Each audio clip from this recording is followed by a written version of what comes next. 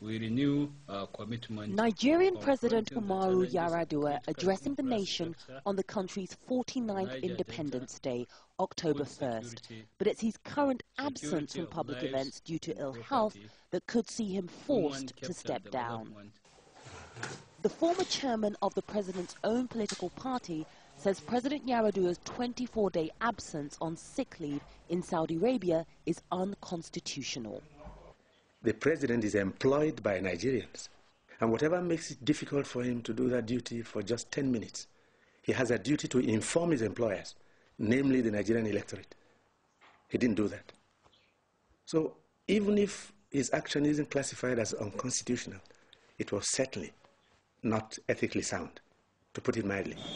Nigerian newspapers are full of criticism of the president's actions and debate about whether he should resign.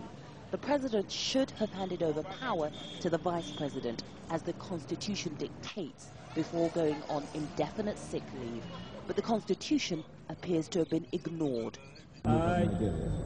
When he took power in 2007, he was already suffering from serious kidney problems. It was believed then that he would serve for 8 years. But now, with the addition of a heart condition, the pressure for him to step down as leader of Africa's most populous nation, 140 million people, is mounting.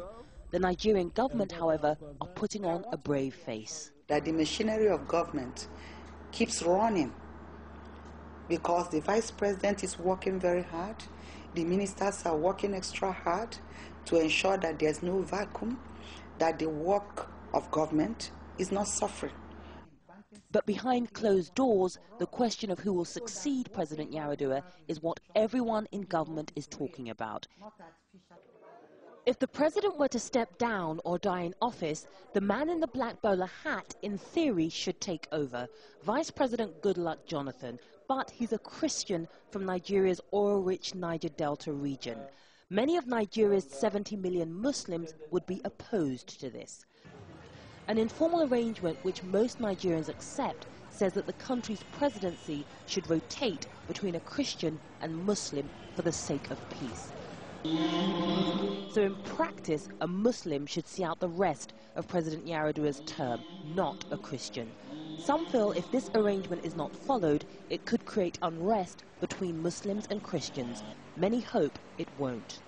If the president recovers and returns here to the presidential villa, many people are hoping he will accept he's no longer up to the physical challenge of being Nigeria's president, and that he relinquishes power in order to safeguard the country's young democracy.